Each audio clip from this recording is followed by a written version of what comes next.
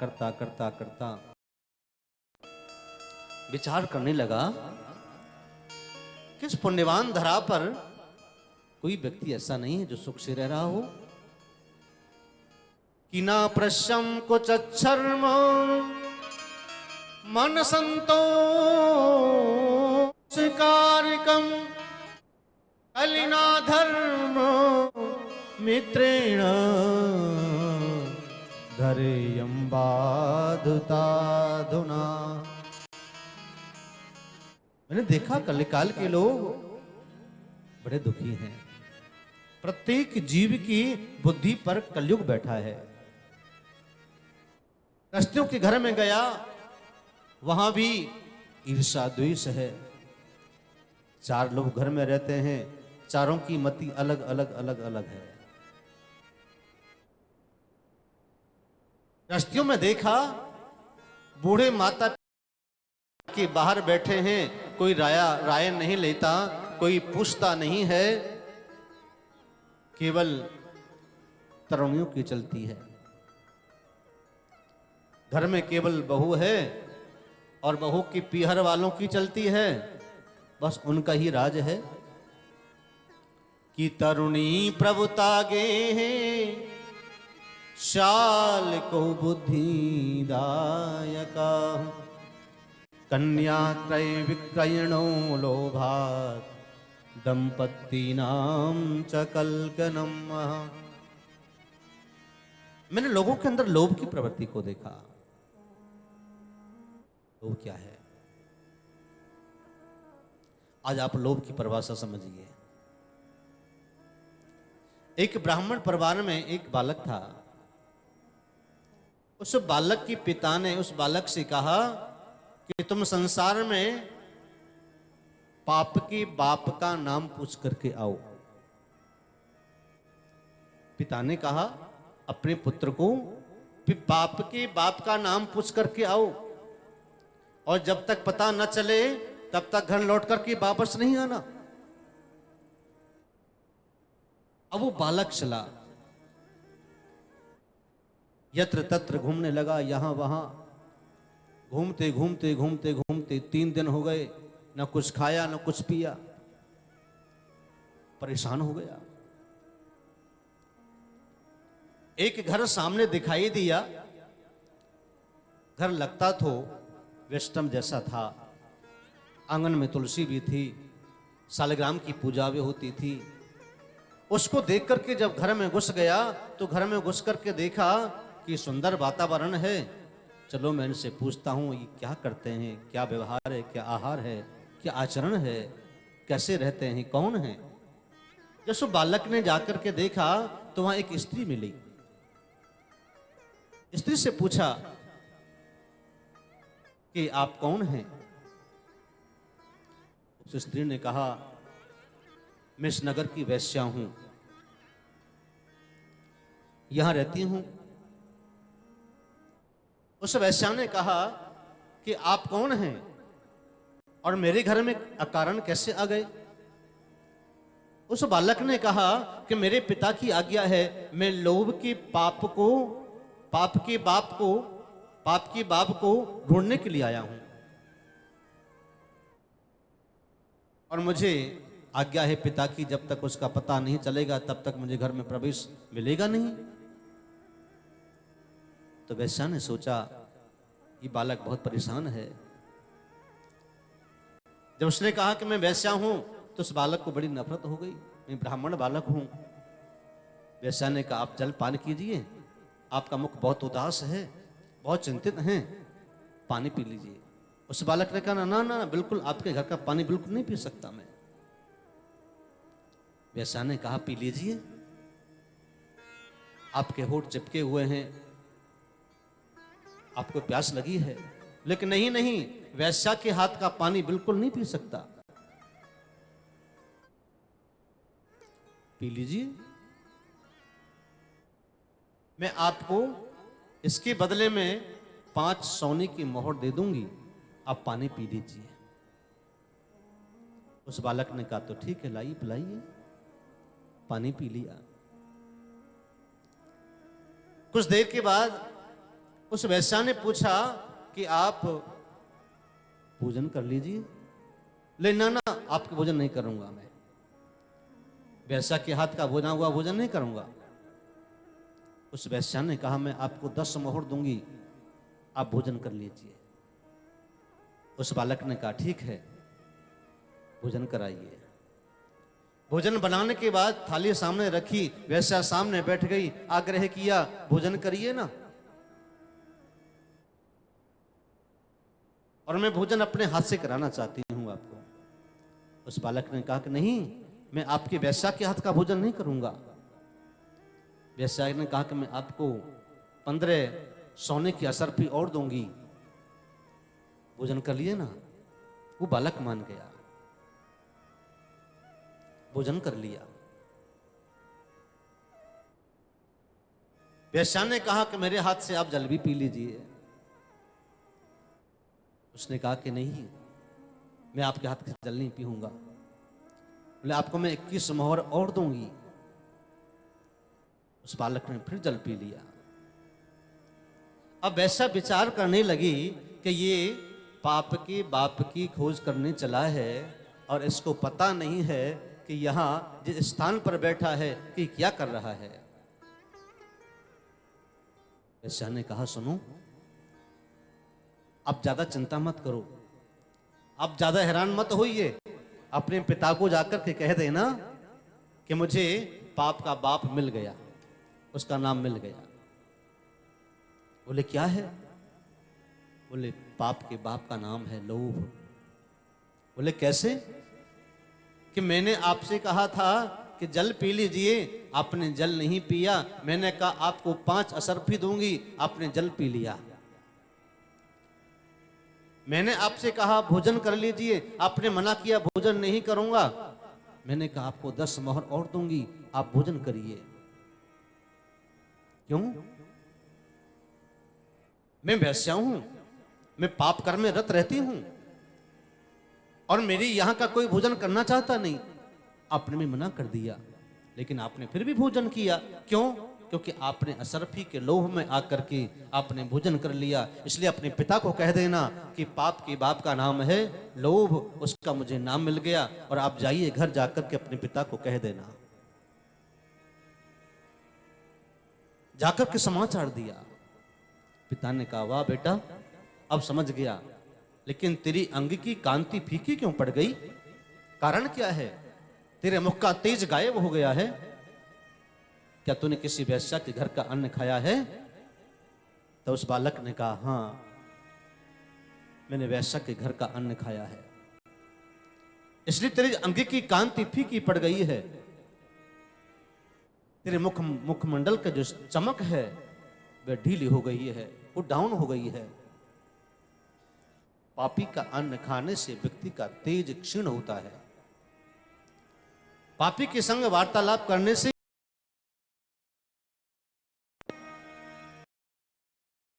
ये ध्यान रहे,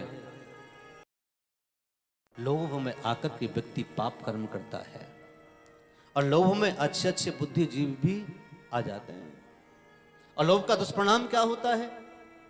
लोभ का दुष्परिणाम होता है उसके मन पर आघात पहुंचना। आपने अपनी कोई प्रिय वस्तु को लगा दिया और वह डूब गई, ये सोच करके कि मैंने इस पैसे को यहां लगाया है और इसका मुझे अधिक मिल जाएगा। उस लोभ में आकर के आपने लगा दिया और पता चला कुछ दिन के बाद वो व्यक्ति लेकर के 1-2 दिन फरार हो गया। अब ये क्या लोभी तो हुआ ना? लोभ में आकर के व्यक्ति पाप कर्म करता है। नारद जी ने कहा कि मैंने यहां देखा प्रत्येक व्यक्ति लोभ में आसक्त है, लोभ में ही जी रहा है व्यक्ति। और लोग कन्याओं का क्रय विक्रय कर रहे हैं, कन्या बेच रहे हैं, छोटी अवस्था में विवाह कर रहे हैं। कि लोभाद दंपत्तीनां चकल्किनम महा। इस कलिकाल में लोभ और पाखंड और दिखावा करते हैं क्रोध में जल रहे हैं, वह मनुष्यता में जी रहे हैं, एक दूसरे पर आघात कर रहे हैं, एक दूसरे की निंदा चुगली से भरे हुए हैं। केवल कलिकाल के लोगों का काम यही रह गया है। तो मुझे बड़ी गिलानी हुई, मैं बहुत दुखी हुआ। मैं तो पुण्यवान धरा समझ कर के यहां आया था, लेकिन मुझे कुछ और मिला। मेरे मन में भारी कष्ट है। और जब मैं घूमता घूमता वृंदावन की ओर पहुंचा तो यमुना के किनारे पर एक युवती मुझे मिल गई। वहां उसके दाएं बाएं दो पुरुष मूर्छित अवस्था में लेटे हुए थे। तो मुझे देख करके कहने लगी, अरे साधु ठहरो, एक क्षण ठहरिए, एक क्षण ठहरिए, मेरी व्यथा को मिटाते जाइए। जब मुझे उन्होंने रोका कि भो भो साधु क्षणम तिष्ठ मन चिंतामपि नाशय दर्शनम तब लोकस्य सर्वधागहरम परम। हे महात्मा जी, मैंने सुना है कि अगर संत की शरण मिल जाए, महात्मा का दर्शन हो जाए, तो परमात्मा से मिलन होता है और उसकी समस्या का समाधान प्राप्त हो जाता है। मेरी समस्या को मिटाते जाइए, मेरे ऊपर कृपा करें। जब उसने ये बोला कि एक क्षण ठहरिए, भो भो क्षणम तिष्ठः, एक क्षण रखिए, एक क्षण रुकिए। जब मैं रुका तो मैंने पूछा कि आप कौन हैं? हे बाला, आप कौन हैं? इस यमुना के किनारे पर अकेली बैठी हैं और दास दासियां आपके चबट ढोरा रही हैं। अचेत अवस्था में दो पुरुष कौन पड़े हैं? मैं जानना चाहता हूं, कौन है वो? देवी ने बताया कि अहम भक्तिरतीक्षाता इमो में तनयो मतो अनुवैराग्य नामानो योगेन जर्जरो काल योगेन जर्जरो। हे महात्मा जी, मेरा नाम भक्ति है और मेरे दाएं बाएं दोनों अवस्था में मेरे पुत्र हैं ज्ञान और वैराग्य। जब मैं गुजरात से, कर्नाटक से, महाराष्ट्र से और निकल करके आई थी, तब मैं तो वृद्ध थी और मेरे पुत्र जवान थे। उस रास्ते से निकलकर जब वृंदावन में प्रवेश करी, वृंदावन में प्रवेश होते ही मैं तो हो गई जवान वृद्ध से, और जवान पुत्र मेरे हो गए वृद्ध दोनों। मैं जानना चाहती हूं, मेरे मन में मेरी बहुत पीड़ा है।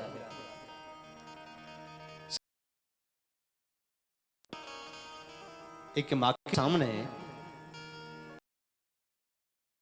पुत्र हैं, वो देखे तो मां से रहा नहीं जाता।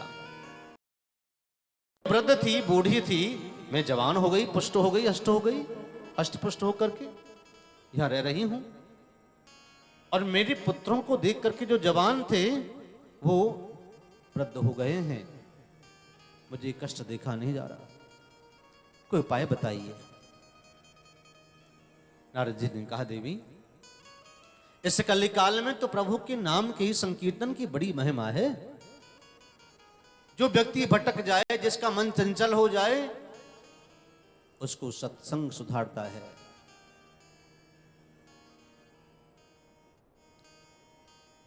सत्संग से 60 व्यक्ति भी सुधर जाता है। और कलिका में बड़ी महिमा है।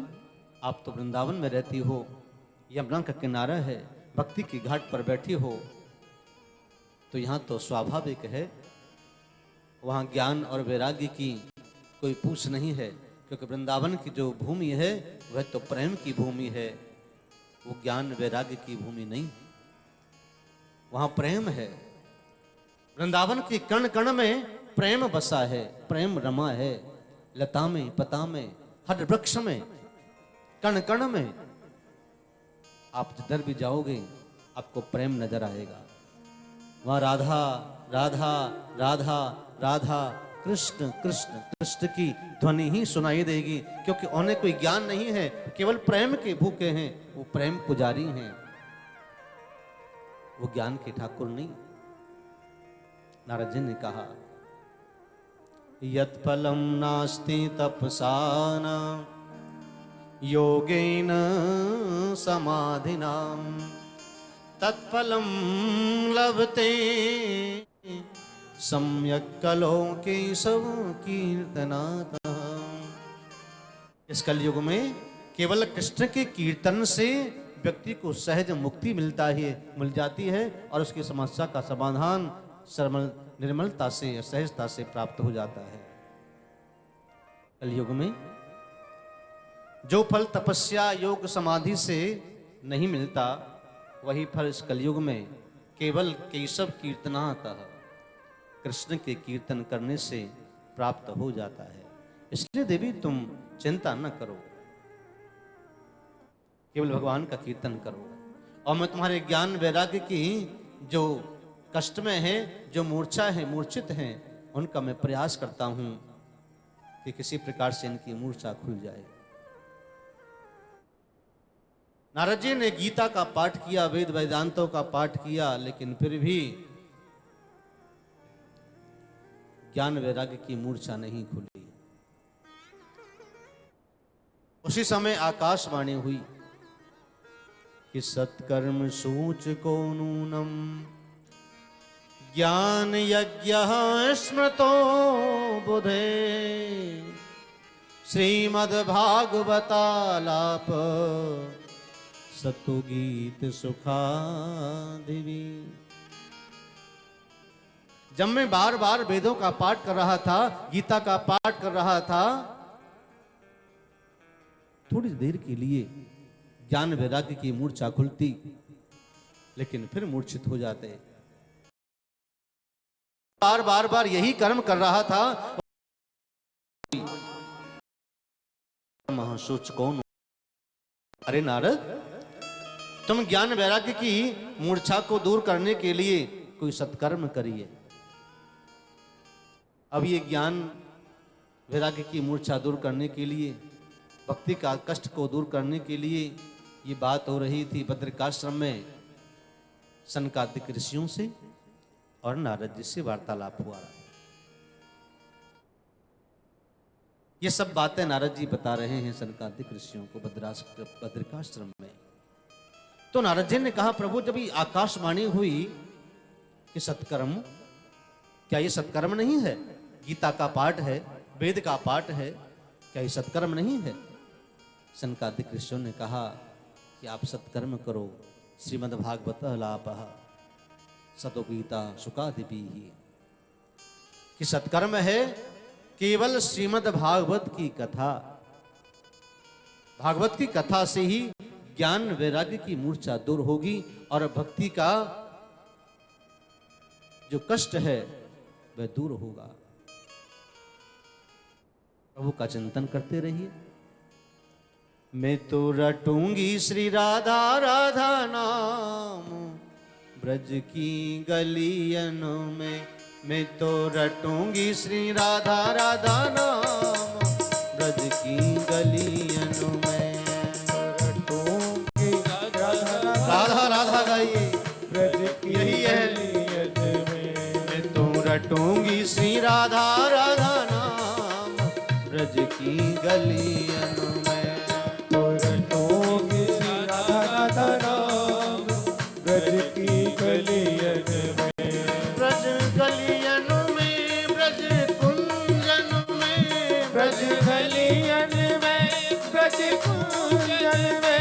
ब्रज गलियन में, ब्रज कुंजन में, ब्रज गलियन में, ब्रज कुंजन में। रहु कोई कोई, रहु कोई कोई आठों याम ब्रज की गलियन में। कोई आठों याम ब्रज की गलियन में।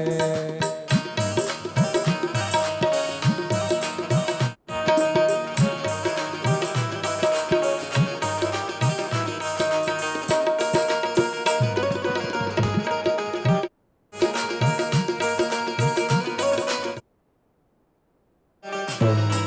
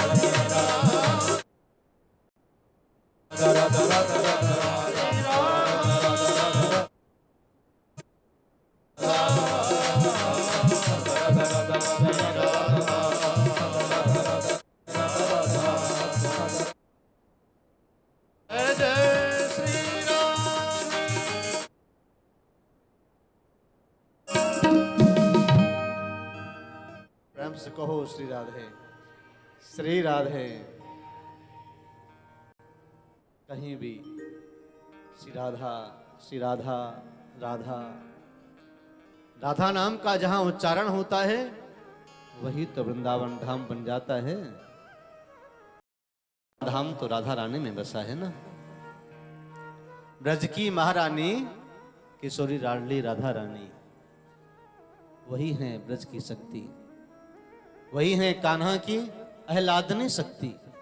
जहां राधा है वहां कृष्ण है, जहां कृष्ण है वहां राधा है। राधा कृष्ण सने ही एक प्राण दो देही, अंतर कुछ नहीं है। चाहे कृष्ण कहो चाहे राधा कहो, लेकिन राधा राधा जपोगे तो भगे आएंगे बिहारी, चले आएंगे बिहारी। जिस मुख में, जिस वाणी पर, जिस जिह्वा पर राधा का नाम होता है, कृष्ण कन्हैया वहां आकर के अपना मकान बना लेते हैं, वहां निवास कर लेते हैं, सदैव निवास करते हैं। उस मुख को, उस हृदय को, उस घर को कभी त्याग करके नहीं जाते जहां राधा नाम का चिंतन होता है। राधा नाम संकीर्तन करते करते नारद जी ने सनकादिक ऋषियों से पूछा, प्रभु ज्ञान वैराग्य की मूर्छा को दूर करने के लिए और भक्ति का कष्ट को दूर करने के लिए साधन तो उसे कहां से करना चाहिए, ये भी तो आप बताइए। सनकादिक ऋषियों ने कहा कि चलिए बद्रिकाश्रम से नीचे उतरते हैं हरिद्वार की ओर। हरिद्वार में आए, कनखल पर आनंद नाम की घाट पर बैठ करके शुकाचार्य, सुखपीठ बनाई गई, व्यासपीठ बनाई गई। वहां सनक, सनंदन, सनातन और सनत कुमार चारों बैठ गए। माला पहनाई नारद जी ने, पूजन किया और दक्षिणा का लिफाफा रखा, प्रणाम किया, सामने बैठ गए। कथा प्रारंभ हुई। प्रेम से कहो श्री राधे। जब कथा प्रारंभ हुई तो कथा प्रारंभ जब होगी तो नारद जी ने 3 आसन बिछा दिए अपने पास ही, ज्ञान वैराग्य और भक्ति के लिए, और आवाहन कर दिया कि आप यहां करके विराजिए। आपके ज्ञान वैराग्य की मूर्छा दूर हो जाएगी और भक्ति का कष्ट दूर हो जाएगा। तीनों विराजमान हुए। सामने नारद जी यजमान बनकर के बैठे थे। कथा जब प्रारंभ हुई थी, कुछ समय के बाद नारद जी ने सनकादिक ऋषियों से पूछ लिया, महाराज क्या आपकी कथा किसी पापी को, अत्याचारी को, डाकू को, जुआरी को, शराबी को या प्रेत को, भूत को, किसी और को भी त्याग सकती है क्या? उसका भी तारण कर सकती है क्या? तो सनकादिक ऋषियों ने कहा कि भागवत की कथा सभी का तरण तारण करती है। तो ये कथा मानव का कल्याण करती है। अगर वो जीवित है तो अपने कल्याण के लिए भागवत कराए तो उसका कल्याण सहज होता है। और पाप करते करते करते करते व्यक्ति को मर भी जाए और मरने के बाद भूत प्रेत जिंद पिशाच राक्षस बन जाए तो मरने के बाद उसके पुत्र, उसके परिवार वाले लोग अगर कथा को करवाते हैं तो उससे प्रेत योनि से, राक्षस योनि से भी मुक्त भागवत की कथा करती है। कि ये मानवा पाप कृतस्तो सदा सर्वदा सदा दुराचार रताभिमान गिगाः क्रोधाग्नि कुटिलास्य कामिना सप्ताह यज्ञेन कलो पुनन्ति ते। क्रोधी व्यक्ति, कामी व्यक्ति, दुराचारी व्यक्ति, शराबी व्यक्ति, पाखंडी, आलसी, कोई भी अगर पाप रत करते करते करते करते उसके जीवन की शाम हो जाए, मर जाए, तो मरने के बाद में भी उसका उद्धार करने वाली कोई शक्ति है तो भागवत की कथा में है, कोई और अन्य ग्रंथ में नहीं है। तो नारद जी ने कहा, प्रभु मैं कुछ समझा नहीं, कुछ विस्तार से आप मुझे बताइए, क्या किसी की मरने के बाद मुक्ति हुई है? बोले हाँ। कि सुनिए। सनकादिक ऋषियों ने कहा कि तुंगभद्रा तटे पूर्वम भूतपत्तनु यत्र वर्णा स्वधर्मेण सत्यकर्म कर्म तत्परा सत्य सत्कर्म तत्परा। सनकादिक ऋषियों ने नारद जी से कहा, सुनिए कि एक आत्मदेव नाम के ब्राह्मण हैं, ये तुंगभद्रा नदी के तट पर निवास करते हैं। जिस नगर में रहते हैं उस नगर का नाम है उत्तम नगर। उत्तम नगर नाम के नगर में एक ब्राह्मण रहते हैं जिनका नाम है आत्मदेव। आत्मदेव कौन है? जिसने अपने आत्मा में प्रभु का दर्शन कर लिया हो, वही तो आत्मदेव है। हम में भी आत्मा है, आप में भी आत्मा है, कुत्ते में भी आत्मा है, बिल्ली में भी आत्मा है, चींटी में आत्मा है, हाथी में आत्मा है। ईश्वर अंश जीव अविनाशी चेतन अमल सहज सुख राशि। वो चेतन सबके अंदर है। पशु हो, पक्षी हो, जीव हो, मनुष्य हो, किन्नर हो, गंधर्व हो, राक्षस हो, सबके अंदर प्रात्मा है, आत्मा विराजमान है। जो आसुरी कर्म करता है वह राक्षस कहलाता है। जो देवताओं के कर्म करता है, देव पूजन करता है, वह देवता कहलाता है, वो मनुष्य कहलाता है। मनुष्य हम बने हैं तो मनुष्यता का कर्म भी करना चाहिए ना। जब मनुष्य बने हैं तो हमारा कुछ कर्म बनता है करने का, उसे निभाना चाहिए। मनुष्यता जानने के लिए हमें दूसरों का सहयोग करना चाहिए। दुखी व्यक्ति के दुख को समझो, भूखे व्यक्ति की भूख को समझ जाओ, प्यासे व्यक्ति की प्यास की तड़फन को समझो, तो मनुष्यता नजर आती है।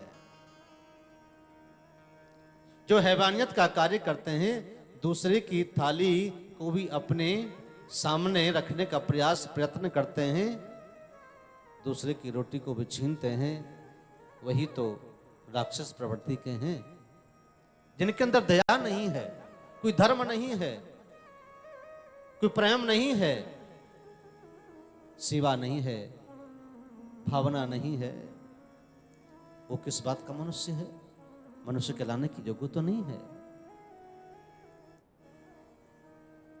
तुंगभद्रा तट के अंदर आत्मदेव जो नाम के ब्राह्मण रहते हैं, इन्होंने अपने आत्मा में ही रमण करके प्रभु का दर्शन कर लिया, लेकिन इनकी यहां कोई पुत्र नहीं हुआ। का नाम है धुंधली। जिस घर में स्त्रियां द्वंद्व करती हैं, नित्य पति कलह करती हैं, झगड़ा करती हैं, बात बात बात बात पर झगड़ा करती हैं, मुंह फुला के रहती हैं, हर समय कलह प्रिय है, वह धुंधली की कैटेगरी के हैं। धुंधली का काम क्या है? धुंधली का अर्थ होता है द्वंद्व करना, झगड़ालू, झगड़ा करना, विवाद करना, संवाद करना, बात बात बात बात पर बस बातों बातों पे लड़ाई कर देना। झगड़ालू स्त्री जिसका नाम है धुंधली, धुंधली खाती सोती और आराम से निंदा चुगली कह करके करती, कोई देव दर्शन नहीं करती, कोई पूजा पाठ नहीं करती, न दूसरों का सम्मान करती, न अतिथि का सम्मान करती। संत भी कोई घर पे आते तो अपमान करके भगा देती। न कभी भूखे को अन्न दिया, न कभी प्यासे को पानी पिलाया। आत्मदेव बहुत ज्ञानी, लेकिन पत्नी विपरीत। आत्मदेव बार बार बार बार चिंतन करते कि मेरे घर में धन की कोई कमी नहीं है, भगवान की कृपा से सब कुछ उपलब्ध है, लेकिन पुत्र नहीं है, तो इससे भोगेगा कौन? कौन चलाएगा? कौन रखेगा इसको? लेकिन धुंधली को कोई चिंता नहीं है। वो प्रातःकाल चारपाई से उठती और उठते ही खाने लगती। न कोई देव अर्चन करती, न कोई घर में झाड़ू लगाती, न मंदिर में पूजा करती, केवल द्वंद्व करती। ये ध्यान रखे, देवियों से प्रार्थना कि अपने घर में नित्य प्रति झाड़ू कम से कम एक बार स्वयं लगा दो। ये माना कि शरीर में जान नहीं है, काम वाली काम करती हैं, लेकिन एक बार तो कम से कम झाड़ू लगाई दो, क्योंकि दरिद्रता ग्रह लक्ष्मी की बुहारने से ही निकलती है। दुखी होते हैं लोग। हर के लिए अगर आप स्वयं के लिए भोजन बनवाते हैं तो कोई बात नहीं, लेकिन ठाकुर जी के लिए 2 रोटी का भोग तो स्वयं बनाइए। जाने कोई कैसे भाव से भोग बनाता है, अन्न बनाता है। सुंदर भाव से, प्रेम से प्रभु का भोग लगाओगे तो कर्मा की खिचड़ी खा गए, तो तुम्हारा प्रेम से बनाओगे तो क्यों नहीं खाएंगे? वो तो भाव के भूखे हैं। भाव से अगर तुम जो भी बनाओगे, भगवान को भोग लगाओगे, तो भगवान जरूर भोग पाते हैं। कौन कहता है भगवान खाते नहीं, कौन कहता है भगवान खाते नहीं, माँ यशोदा की जैसे तुम खिलाते नहीं। भगवान तो आज भी खाते हैं, लेकिन प्रेम वो माँ यशोदा का होना चाहिए। जो भी कार्य करें ठाकुर जी के लिए करें, अपने प्रभु के लिए करें, बार बार बार बार केवल चिंतन प्रभु का ही करें, तो भगवान आज भी भोग लगाने को तैयार रहते हैं। लोग मंदिरों में तो जाते हैं दर्शन करने के लिए, भगवान अपने भक्तों के लिए रोज सज धज के खड़े होते हैं, रोज। लेकिन जाकर के भक्त करते क्या हैं? अपनी कामनाओं को सुनाते हैं। भगवान भी विचार करते हैं, देख भाई बड़े विचित्र भक्त हैं मेरे इस कलयुग के, रोज रोज दर्शन करने तो आते हैं, लेकिन मैं सज धज के खड़ा होता हूं। मुझे कभी किसी ने आज तक यही नहीं कहा कि प्रभु आप हमारे संग चलो, हमारे घर चलो। मेरे से मांगने तो आ जाएंगे कि मुझे ये चाहिए, मुझे वो चाहिए, मुझे मेरी ये कामना है, मुझे वो कामना, लेकिन मुझे कभी नहीं कहा कि प्रभु आप ही हमारे साथ चलो। सज धज कर बैठो सावरिया, यों बैठो बैठो मुस्कावे,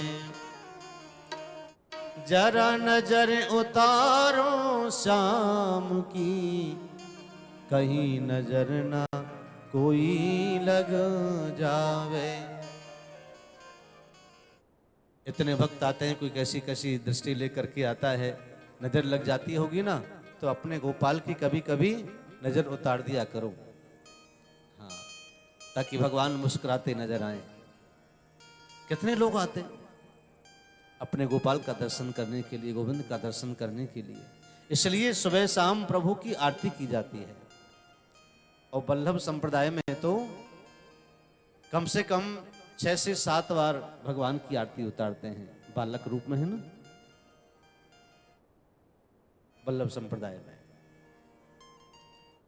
तो भगवान की जितने जितने भाव से आप सेवा करेंगे, भगवान की चैतन्यता, भगवान की कृपा आपको नजर आएगी, ये पक्का है।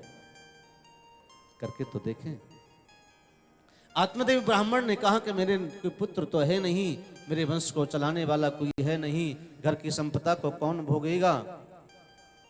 कुछ संसार के लोग, परिवार के लोग, पड़ोसी लोग रोज रोज कहते हैं कि देखो कोई पापी दुराचारी आत्मा है, कितने साल हो गए शादी को, अब तक घर में कोई पुत्र भी नहीं हुआ।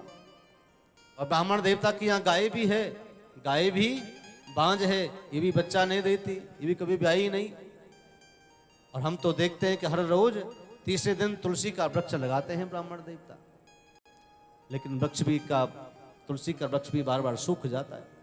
कोई पापी होगा, दुराचारी होगा, बुरे कर्म करने वाला होगा। ये दुनिया है, ये दुनिया तुम्हें जीने नहीं देगी। दुनियादारी के चक्कर में रहोगे तो कुछ नहीं कर पाओगे।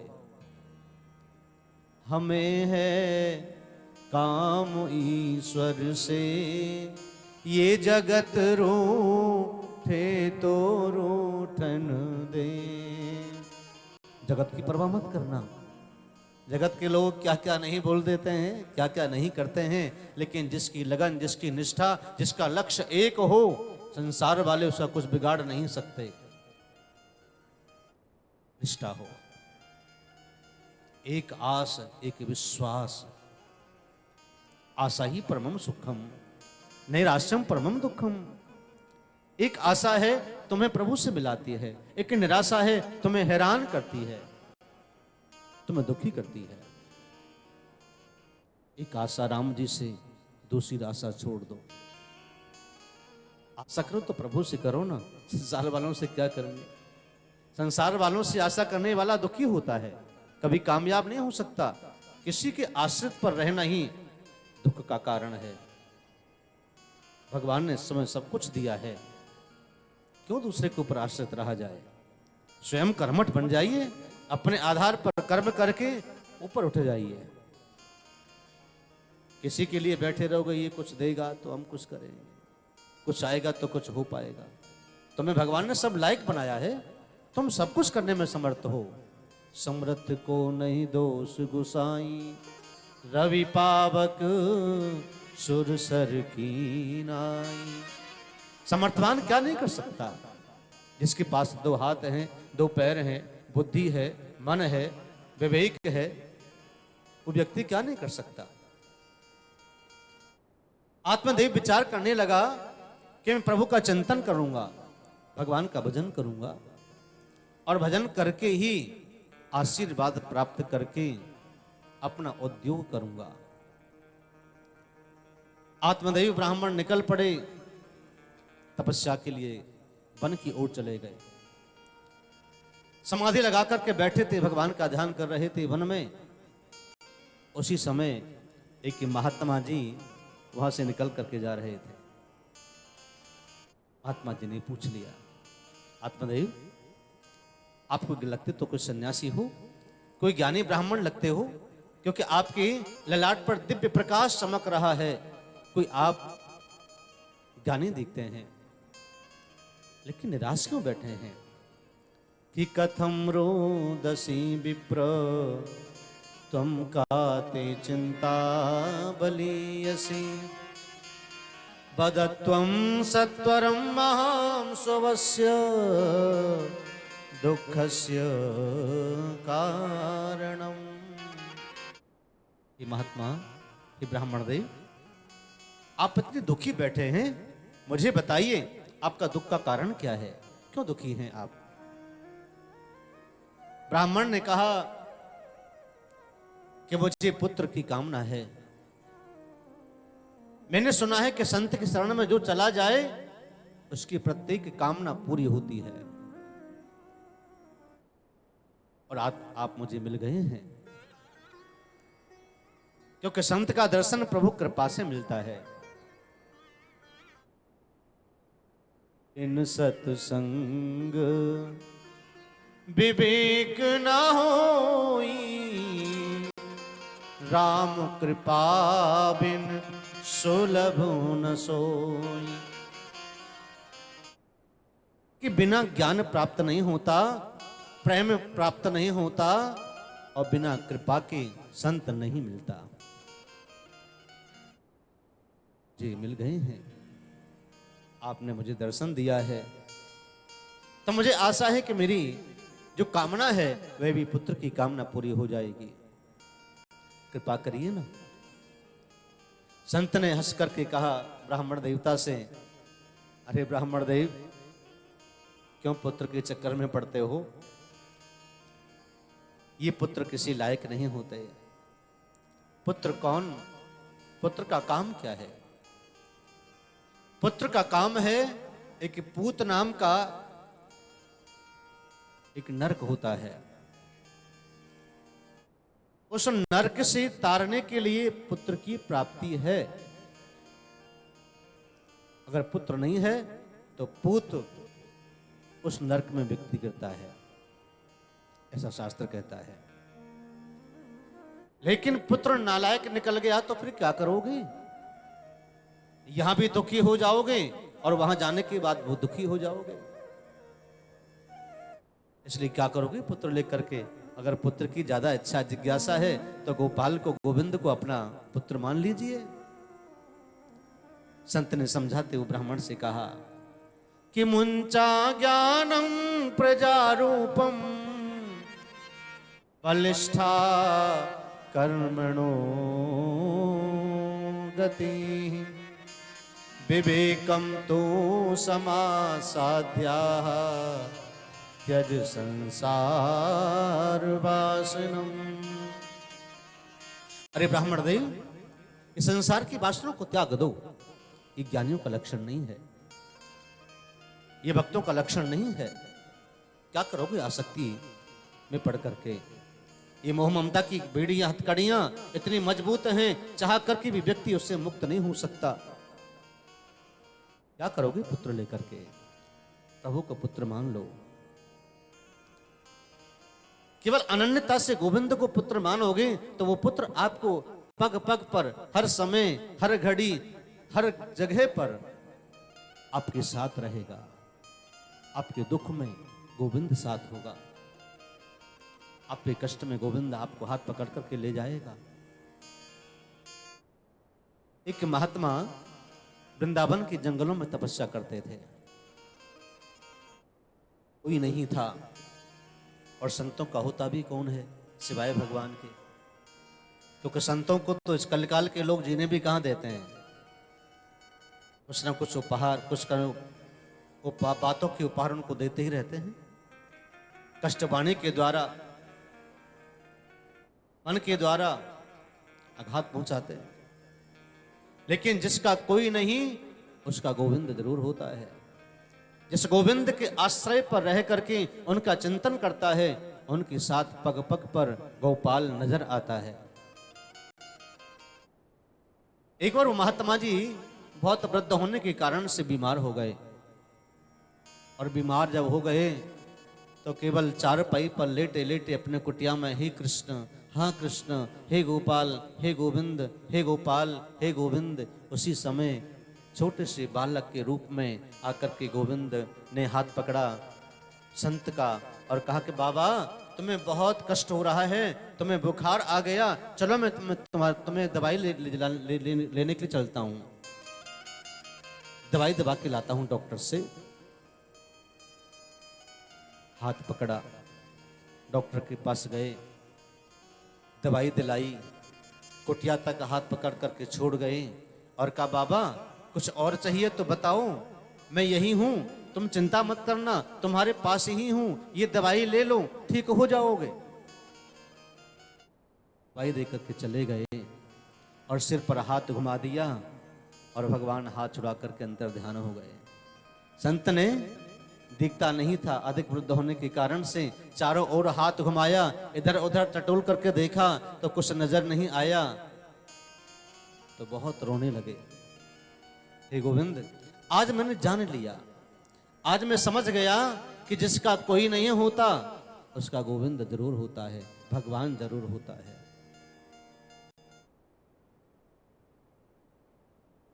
जब कोई साथ न दे, गोविंद का हाथ पकड़ लेना, वो कभी हाथ नहीं छोड़ेगा। संसार के लोग तो हाथ छोड़ जाएंगे विपत्ति काल में, लेकिन विपत्ति काल में भी वो साथ देने वाले गोविंद ही हैं और कोई नजर नहीं आएगा। महात्मा जी ने यही समझाया, गोविंद को पुत्र मान लो। अनन्य ममता विष्णु ममता प्रेम संगता भावसा एव संद्रात्मा बुधे प्रेमान गद्यते। अनन्यता से, भावना से, सच्चा हृदय प्रभु से जोड़ लो, सच्चा संबंध बना लो, सच्चा प्रेम कर लो गोविंद से, वो पग पग पर तेरा साथ देगा। लेकिन महात्मा जी ने कहा कि नहीं, मुझे ये आपका संदेश नहीं सुनना, मुझे पुत्र चाहिए। अगर आप पुत्र का मुझे आशीर्वाद नहीं देते हैं तो मैं अब अपना सिर आपके चरणों में पटक पटक करके अपने प्राणों को त्याग दूंगा, लेकिन मुझे पुत्र चाहिए, मैं ऐसे आपको जाने नहीं दूंगा। महात्मा जी ने कहा, ब्राह्मण है मेरे साथ, यहां अगर मर गया तो मुझे ब्रह्म हत्या का पाप लग जाएगा, ये 7 जन्मों तक पीछा नहीं छोड़ेगा, इसलिए चलो कोई बात नहीं है। संत ने एक सुंदर आशीर्वाद का फल दिया कि जाओ इस फल को पत्नी को खिला देना। बड़ा प्रसन्न होकर के, खुश होकर के घर पे आया, दूर से ही आवाज लगाई, अरे सुनती हो? निकल करके आई पत्नी देवी जी, क्या बात है, क्यों हल्ला कर रहे हो, क्या मिल गया? बोले कि देखो आज सुंदर फल मिल गया आशीर्वाद का, इसे आप भक्षण करिए, आपको गर्व होगा, पुत्र होगा हमारे यहां। यह महात्मा का आशीर्वाद का फल है। धुंधली ने कहा, वाह, फल खाने से कहीं कोई पुत्र होता है? कैसी बातें करते हैं बहकी बहकी। कई बार पत्नी ना अपने पति को अविवेकी समझती है, अविवेकी है, समझ नहीं है, न जाने क्या क्या बोल देते हैं। यही तो भूल है भाव की, समझने की। न जाने क्या क्या बोलने लगी और अपने पति को विश्वास दिलाने के लिए कह दिया, ठीक है आप जाकर के अपना काम करो, मैं फल खा लूंगी।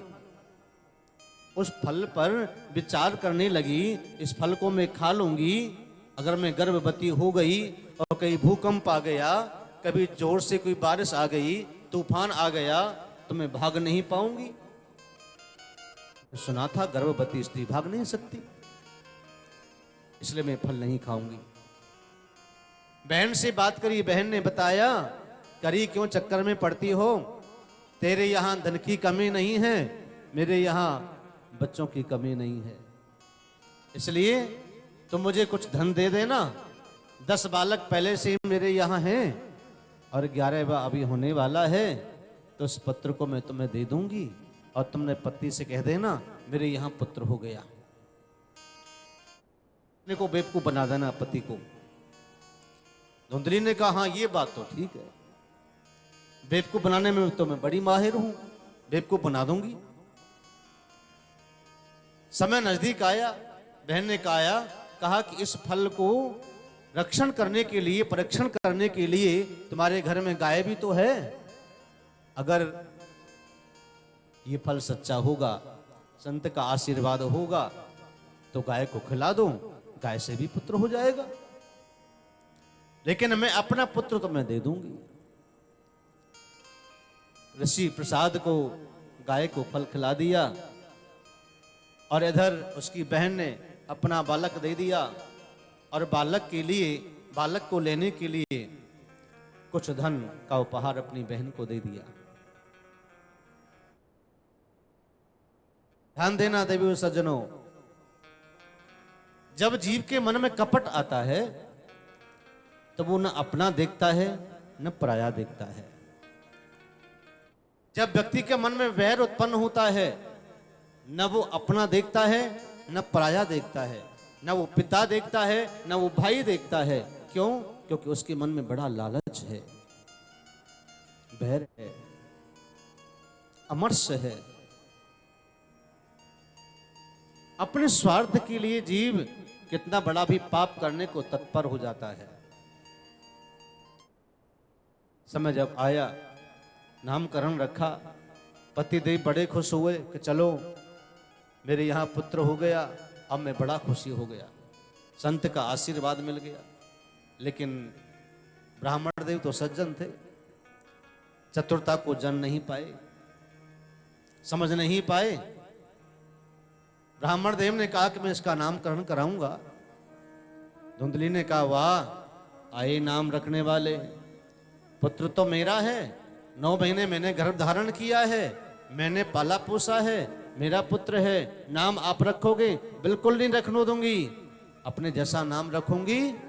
मेरा नाम धुंधली है तो अपने पुत्र का नाम धुंधकारी रखूंगी। सरल पति बेचारे मान जाते हैं, ठीक है तुम्हें जो करना करो, हमें क्या करना। मान गया बेचारा, ठीक है, नामकरण हो गया, धुंधकारी नाम रखा गया। कुछ समय के बाद गाय से भी एक बालक हो गया जिसका नाम था गौकर्ण। क्यों नाम पड़ा? क्योंकि कान जो थे गाय के जैसे लटकते हुए लंबे लंबे, और पूरा शरीर मनुष्य का था। कि गोकर्णो पंडितो ज्ञानी, धुंधकारी ती महाकला। इसी का प्रसाद जो गोकर्ण हुआ वह तो ज्ञानी बना, और छल कपट की जो संतान थी वह खल बना, अज्ञानी बना। धुंधकारी थे महाकला। दोनों बालक बड़े हुए, संवाद होने लगा। धुंधकारी तो काम यही था, पड़ोस में चला जाता, पड़ोसियों के बच्चों को मारता पीटता, किसी को काट लेता,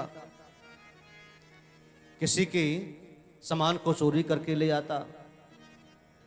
बालक का बचपन बता देता है किसका बचपन कैसे बीतेगा। बचपन में बालक की उन हरकतों को आप देखो, ये कैसा बनने वाला है। ये चोर बनेगा, डकैत बनेगा, भक्त बनेगा, ज्ञानी बनेगा, सन्यासी बनेगा, क्या क्या बनेगा, उसका लक्षण प्रतीत कराता है। हरकतें करने लगा, चोरी करने लगा,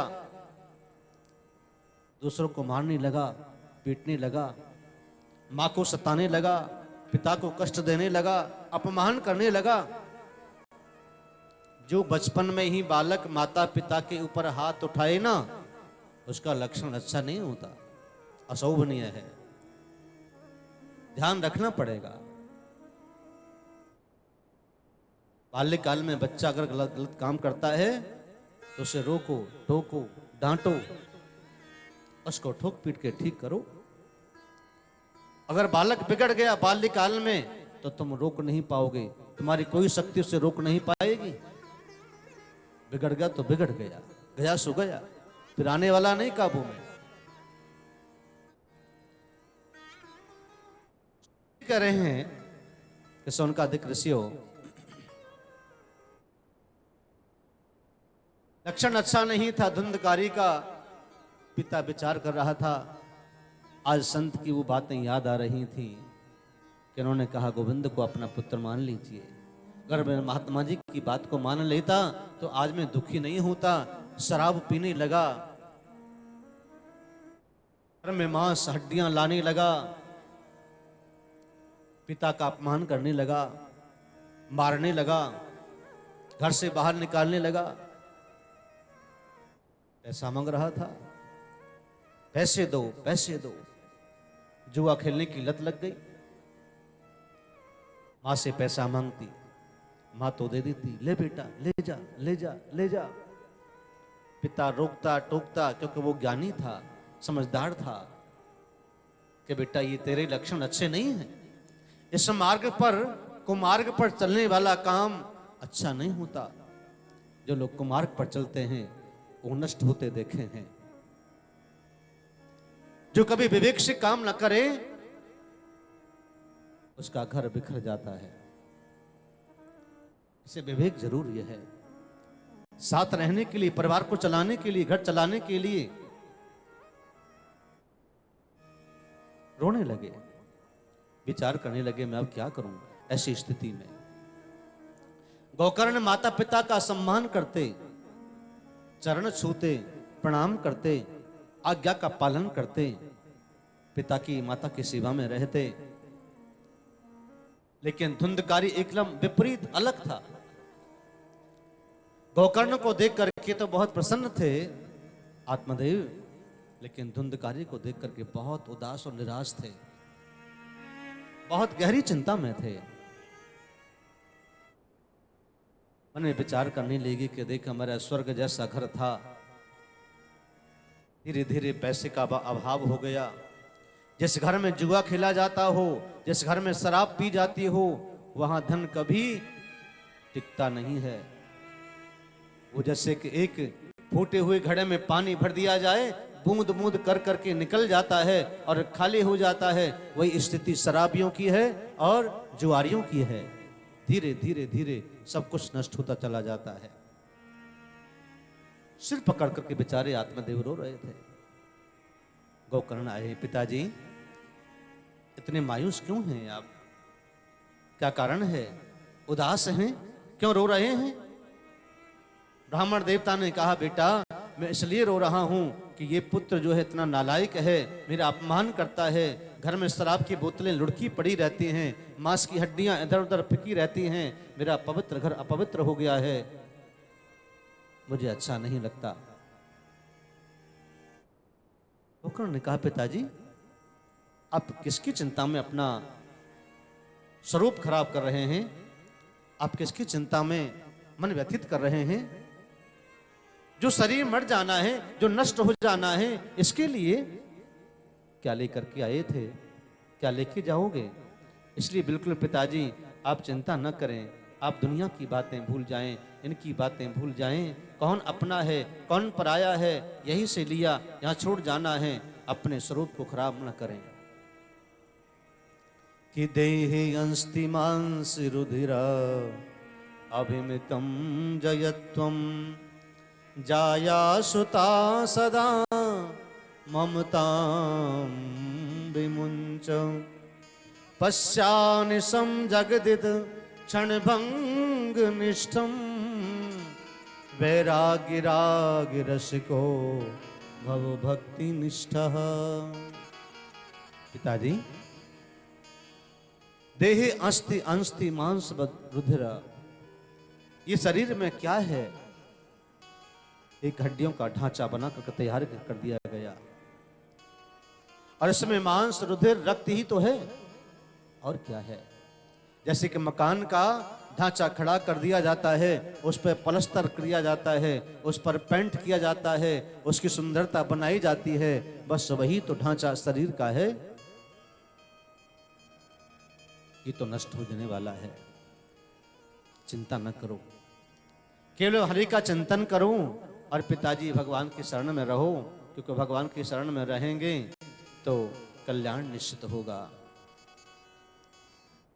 देख लिया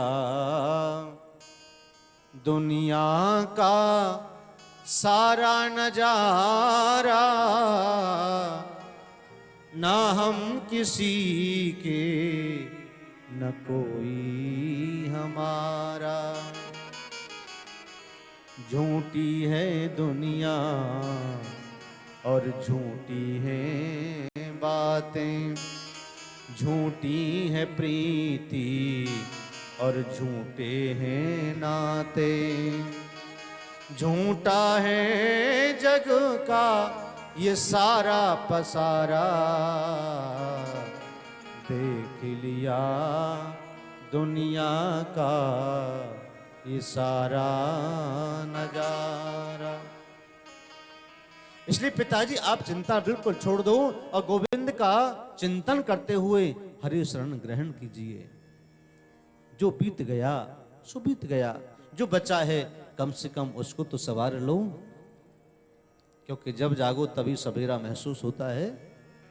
जितनी उम्र बीत गई है उसे निकल जाने दो, निकल गई कोई बात नहीं है, लेकिन अब विवेक उत्पन्न हुआ है तो प्रभु का चिंतन कम से कम अब तो कर लीजिए।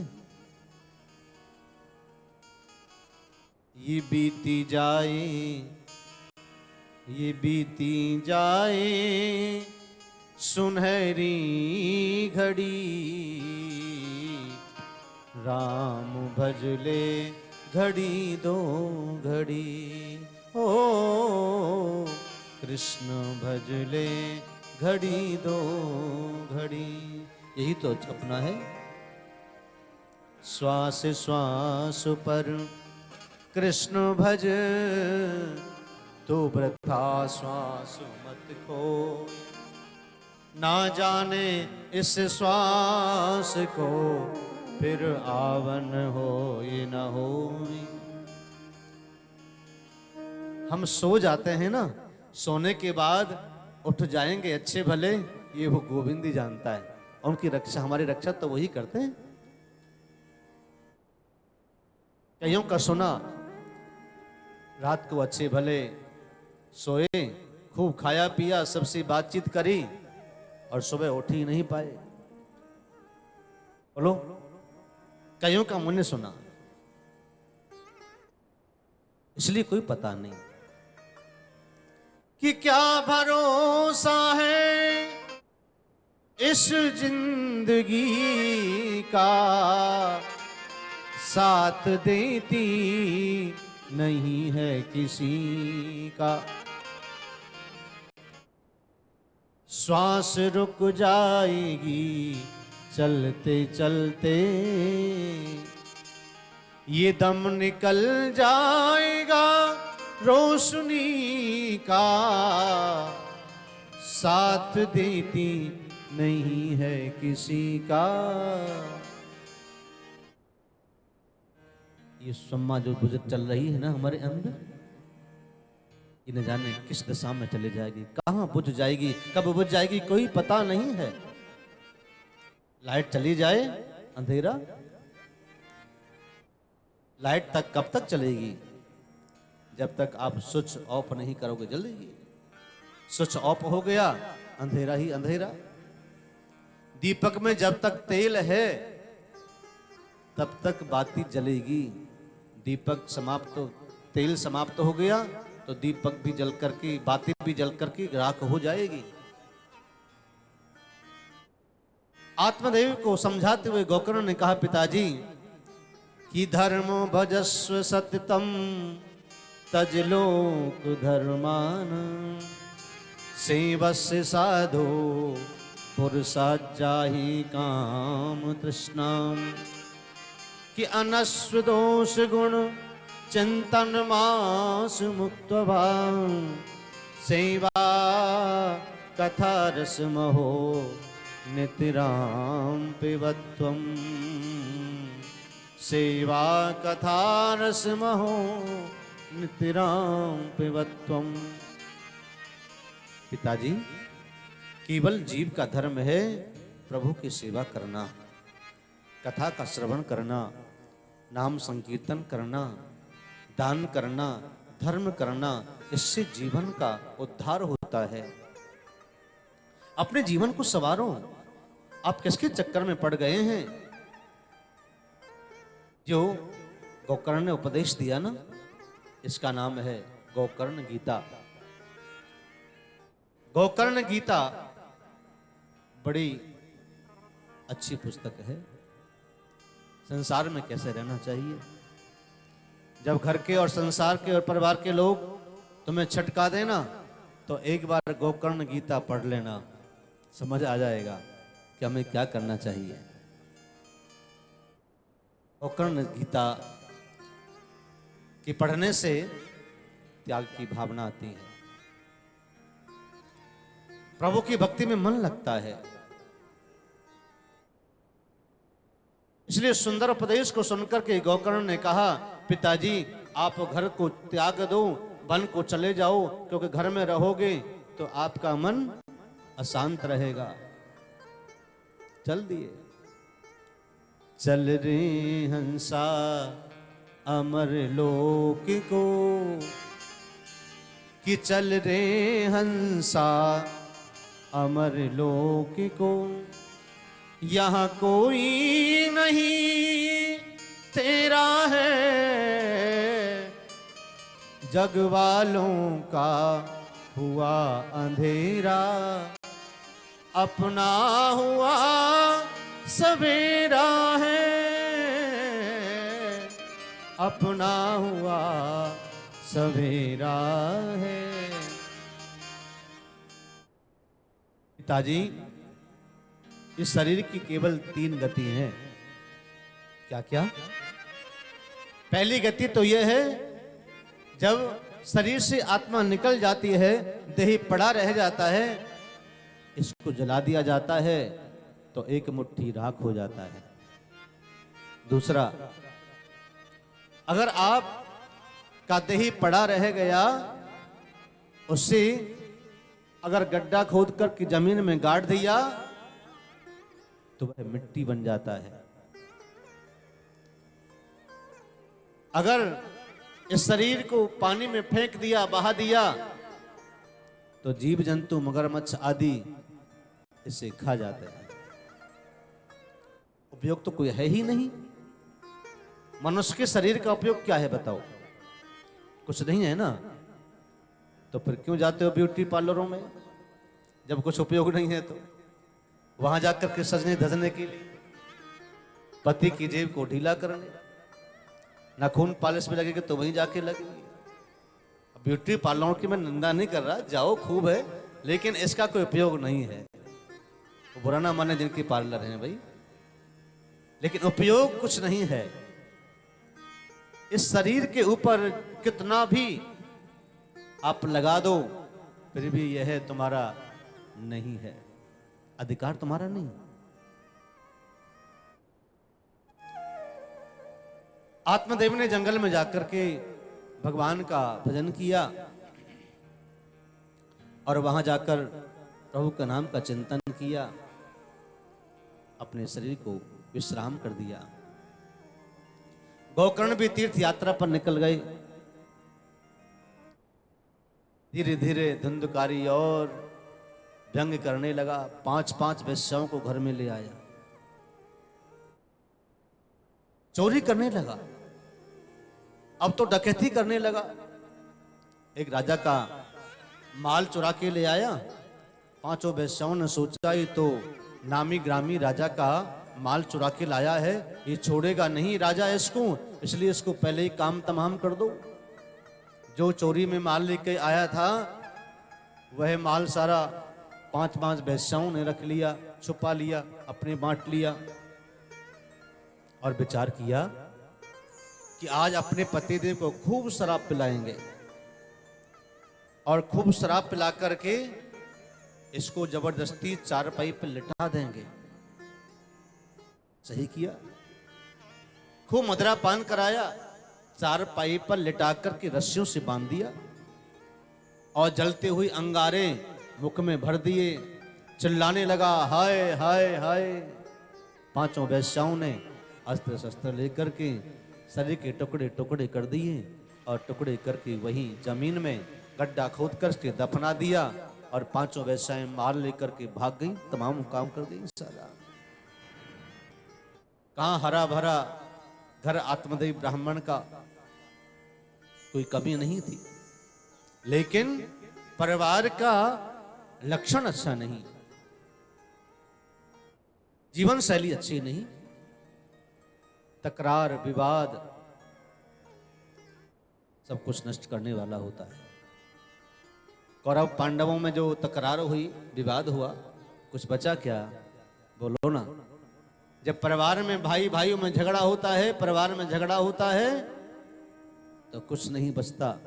कोर्ट कचहरियों के चक्कर में सब कुछ नष्ट हो जाता है, कुछ नहीं बच पाता। वाद विवाद संवाद ये मति को भ्रमित करता है, परिवार को नष्ट करता है, अज्ञान पैदा करता है, विवेक खो देता है। जब सब कुछ नष्ट हो गया, गोकर्ण ने सुना पिताजी चले गए, पिताजी का कल्याण करने के लिए गया में जाकर के श्राद्ध किया, पिंडदान किए, तर्पण किया, सब कुछ किया, लेकिन दुष्परिणाम धुंधकारी के साथ क्या हुआ?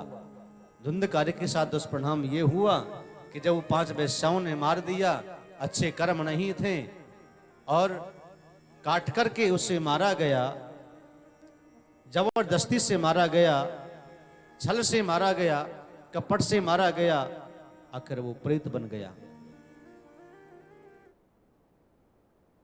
पत्नी के हाथ से मारा हुआ पति प्रेत बनता है। कई पत्नियां अपने पति को विष देकर के मार देती हैं, शस्त्र से मार देती हैं। शस्त्र से मारा हुआ, विष देकर के मारा हुआ और छल कपट से मारा हुआ व्यक्ति प्रेत बनता है और उसका उद्धार नहीं है। उसका उद्धार केवल प्रेत योनि सा छुटकारा देने के लिए केवल भागवत की कथा है जो प्रेत योनि से मुक्त कर सकती है। जब गोकर्ण को पता लगा मेरा भाई धुंधकारी भी मारा गया, उसके लिए भी पिंडदान किया गया में जाकर के, दैहिक दोहित्र आदि कर्म किए, लेकिन फिर भी मुक्त नहीं हुई।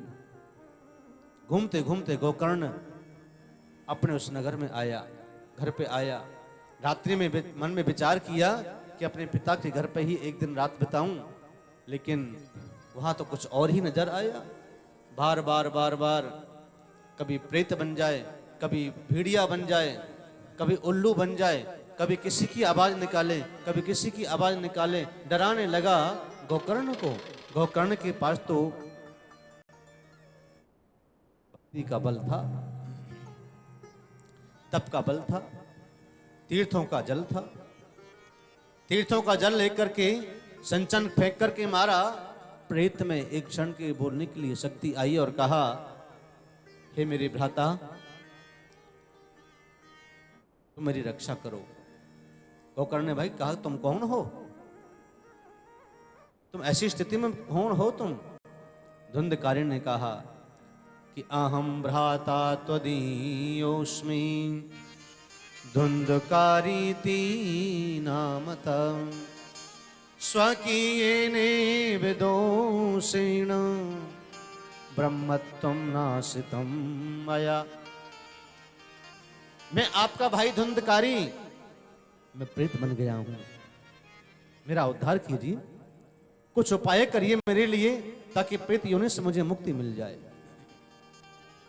गोकर्ण ने कहा, मैंने तुम्हारे लिए बहुत कुछ किया, गया में पिंडदान किए, प्रेत कर्म को मुक्त करने के लिए मैंने और अनन्य उपाय किए, क्या तुम अभी भी प्रेत बनकर के पड़े हो?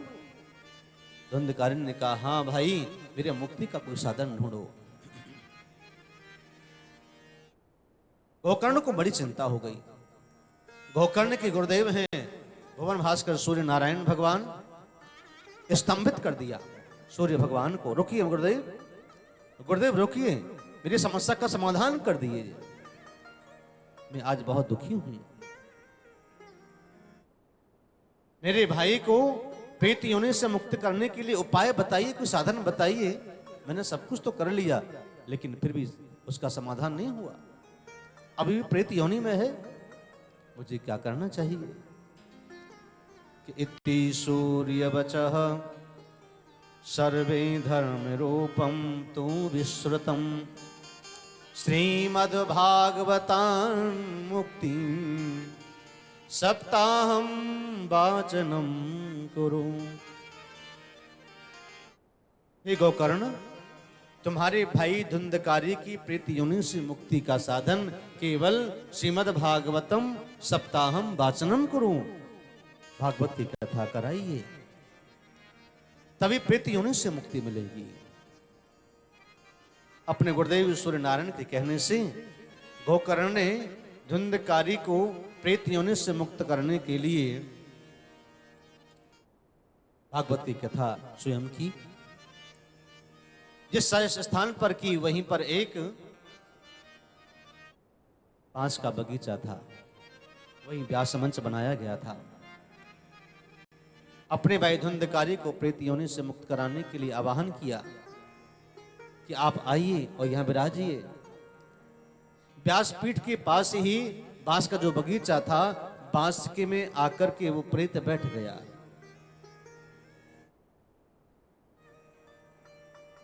और 7 दिन तक लगातार कथा को श्रवण किया। प्रथम दिन में बांस की पहली ग्रंथि फट गई, दूसरे दिन में दूसरी फट गई। इसी प्रकार से 7 दिन में 7 ग्रंथियां बांस की फट गईं और धुंधकारी प्रेत योनि से मुक्त हो गया, देवी योनि में परिणत होकर के सामने उपस्थित हो गया और भगवान का विमान आया देवलोक से। सुंदर विमान आया और विमान पर बैठ करके जाने लगा। तो वहां जितने भी ऋषि मुनि सन्यासी कथा श्रवण कर रहे थे, उन्होंने कहा गोकर्ण जी से कि महाराज कथा तो हमने भी सुनी है, तो हमारे लिए विमान क्यों नहीं आया, इसके लिए क्यों आया? धुंधकारी के लिए विमान इसलिए आया कि पूरे नियम का पालन किया। कथा सुनने की विधि भी बताई है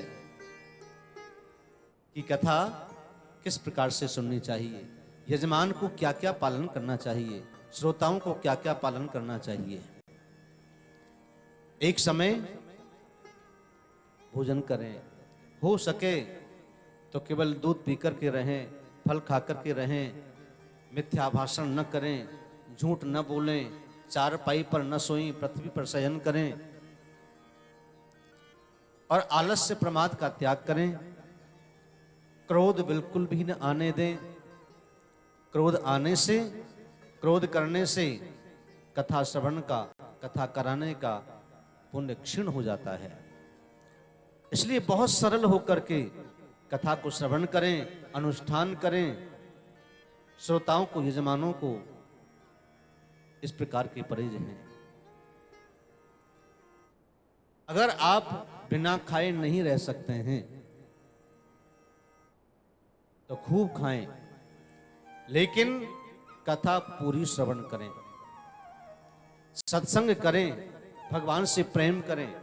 भागवत में लिखा है कि भोजनम तो वरम मन्ये कथा श्रवण कारकम नोपवासो वराह प्रोक्त कथा विघ्न करो यदि। कि आपको कथा श्रवण करने में आलस आता है तो आप लेट के सुन लीजिए। अगर आप मरीज हैं, आप बीमार हैं, बैठ नहीं सकते हैं, तो आप लेट करके भी कथा श्रवण कर सकते हैं। कोशिश हो एक समय भोजन पाया जाए। अगर नहीं भी रह सकते हैं, चाहे दिन में 4 बार भोजन करें, चाहे 10 बार भोजन करें, लेकिन कथा जरूर श्रवण करें श्रद्धा और भाव के साथ में, तो व्यक्ति का सहज कल्याण अवश्य हो जाता है। गोकर्ण ने कहा कि मेरे भाई धुंधकारी ने 7 दिन 7 रात न कुछ खाया, न कुछ पिया, न खड़े हुए, एक आसन पर बैठ करके कथा को श्रवण किया है। जिसकी ऐसी वृत्तियां होती हैं, जिसका मन केवल भगवान में लग जाए, उसे कुछ और नहीं चाहिए, क्योंकि मन को एकाग्र करना ही तो बड़ा कठिन काम है। मन कोई साधारण वस्तु तो है नहीं, इसे पकड़ करके बैठ जाओगे, है क्या? बोलो, आप सबका मन एकाग्र होने का कोई साधन है? आप कर सकते हो अपने मन को काबू में? बोलो ना, कर सकते हो क्या? नहीं कर सकते। तो मन को एकाग्र करके गोकर्ण ने कथा श्रवण कराई और धुंधकारी ने कथा श्रवण की। इसलिए भगवान का विमान आया। उस प्रकार से नीति से, नियम से, अगर संयम से, व्रत उपासना से कथा को श्रवण किया जाए तो आज भी भगवान का विमान देवलोक से आ जाएगा। प्रेम से कहो श्री राधे, श्री राधे। धुंधकारी का मोक्ष हुआ और उसी समय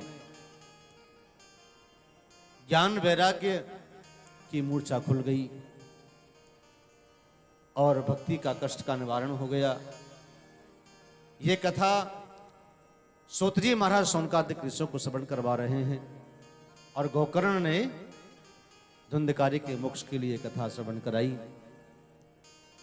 और आप श्रवण कर रहे हैं नैमिषारण्य धाम में नैमिषारण्य में बैठ कर के कथा आप श्रवण कर रहे हैं तो आपको भी जरूर प्रभावकारी होगी।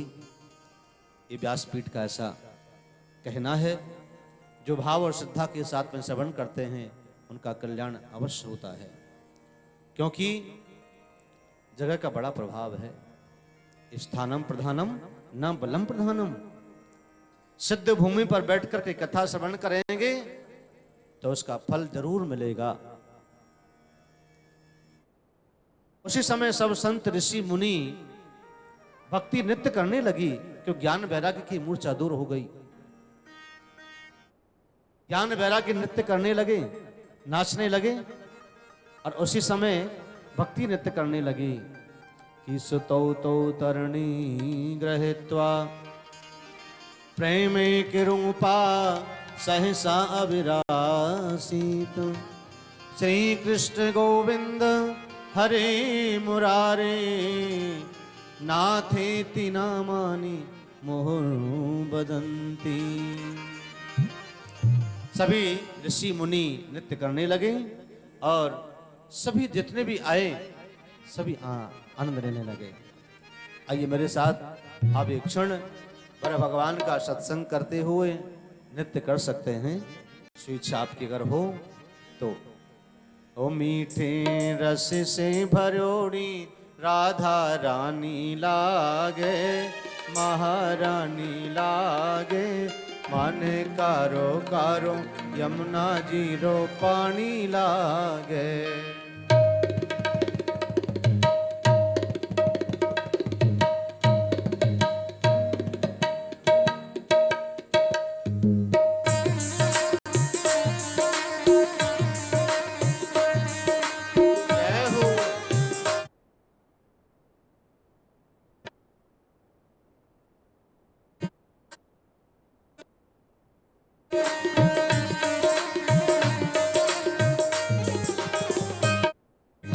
रस से भरोड़ी राधा रानी लागे, महारानी लागे, मन कारो कारो यमुना जीरो पानी लागे। मीठे तोरे रानी लागे, महारानी लागे, मन कारो यमुना जी को पानी लागे।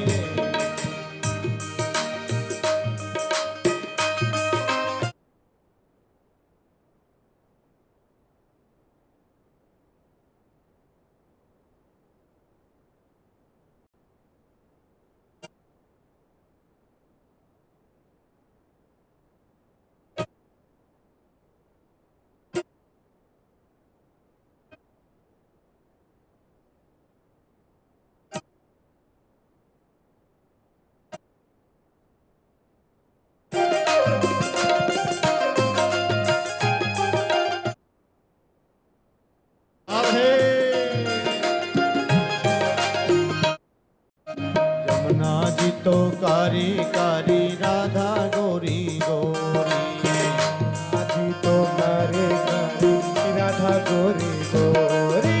यमुना जी तो कारी कारी राधा गोरी गोरी, यमुना जी तो कारी राधा गोरी गोरी। वृंदावन में धूम मचावे बरसाने की छोरी, वृंदावन में धूम मचावे बरसाने की छोरी। वृंदावन में धूम मचावे बरसाने की छोरी, वृंदावन में धूम मचावे बरसाने की छोरी।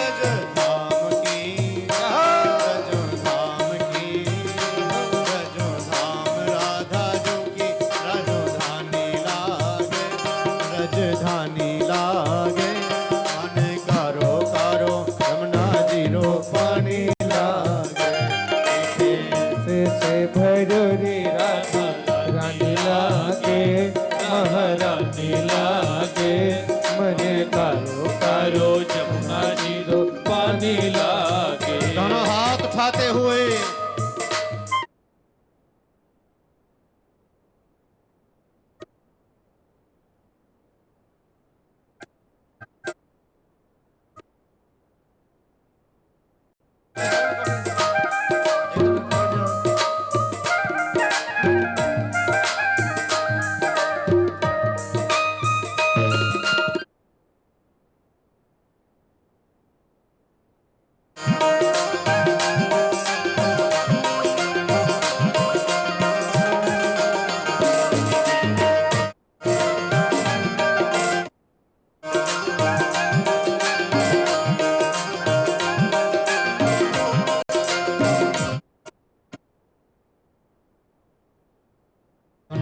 नित्य मुरली में तेरे सुमरे बारंबार। कान्हा नित्य मुरली में तेरे सुमरे बारंबार। कान्हा नित्य मुरली में तेरे सुमरे बारंबार। कान्हा नित्य मुरली में तेरे सुमरे बारंबार। कोटिन रूप धरे मनमोहन को न पावे पार। कोटिन रूप धरे मनमोहन को न पावे पार। रूप रंग की छबीली पटरानी लागे, पटरानी लागे।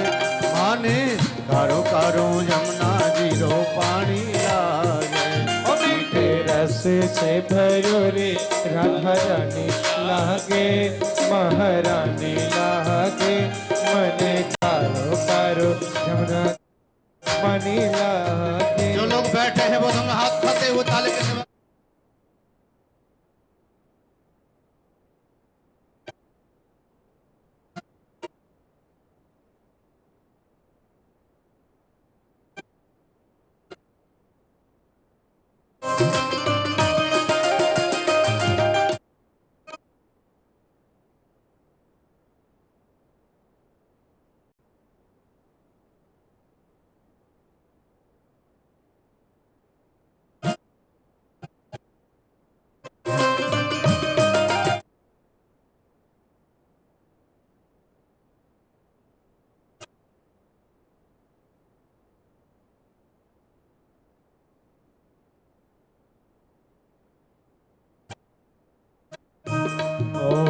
ना भावे मन माखन मिश्री अब ना कोई मिठाई। ना भावे मन माखन ना कोई मिठाई। ना भावे मन माखन मिश्री अब ना कोई मिठाई। ना भावे मन माखन मिश्री ना कोई रबड़ी मिठाई। ओ भारी जी बढ़िया ने भावे राधा नाम मलाई। भारी जी बढ़िया ने भावे राधा नाम मलाई। ब्रसुभान की लली तो गुड़धानी लागे, गुड़धानी लागे। खाने कारो कारो यमुना जीरो पानी लागे। रस से भरी राधा रानी की महारानी लागे। मने कारो कारो यमुना पानी लागे।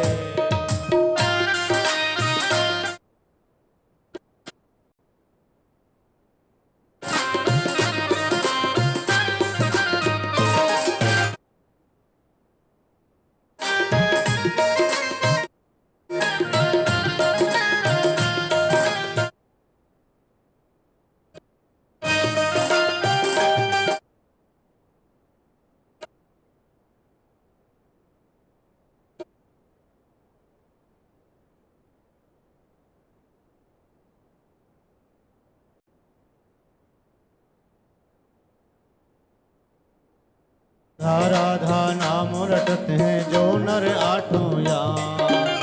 राधा राधा नाम रटते हैं जो नर आठों यार। राधा राधा नाम जपते हैं जो नर आठों यार। राधा राधा नाम रटते हैं जो नर आठों यार। उनकी बाधा दूर करते हैं राधा राधा नाम। उनकी बाधा दूर करते हैं राधा राधा नाम। राधा नाम में सफल जिंदगानी लागे, जिंदगानी लागे। आने कारो कारो जमुना जीरो पानी लागे। मीठे रस से भरो रे राधा लागे, महारानी लागे। मने कारो कारो यमुना जीरो पानी लागे।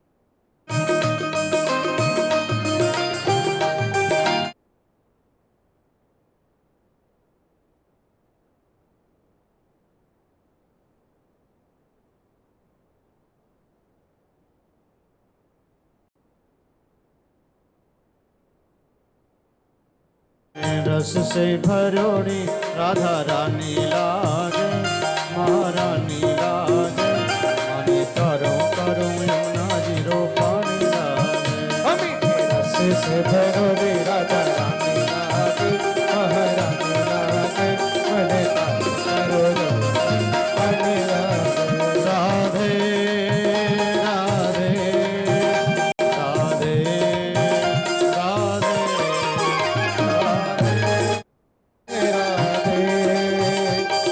Radhe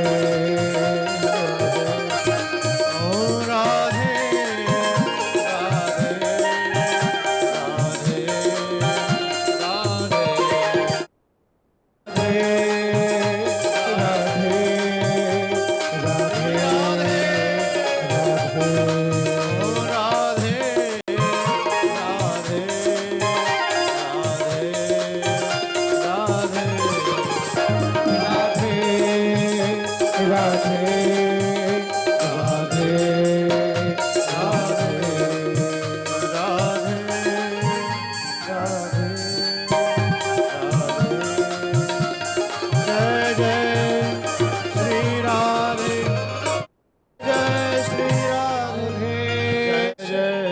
Radhe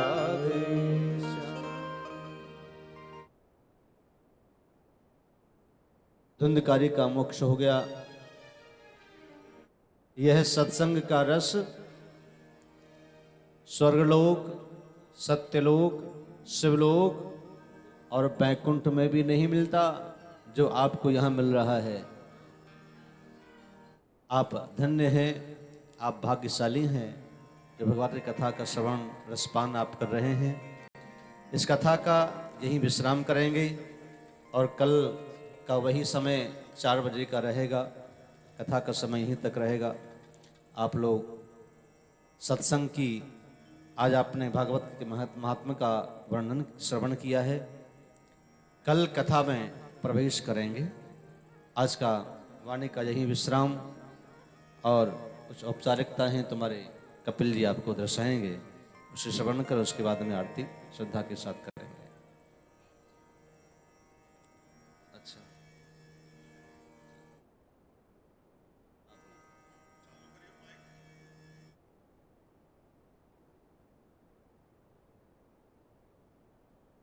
hello hello. बोल बाके बिहारी लाल की, बोल सालासर महाराज की, बोल राधा रानी की। जैसा कि गुरुजी ने बताया कि आज का कथा का यहीं विश्राम और कल सवेरे हम जो कार्यक्रम रहेगा वो आपको बता देते हैं।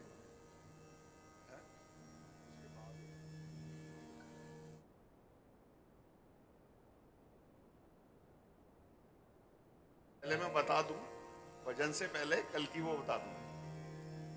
अब इसके बाद जो है कल का हमारा प्रोग्राम रहेगा कि आप लोग स्नान करके कल नाश्ता करने के बाद 9 बजे गाड़ियां यहाँ मिलेंगी आपको।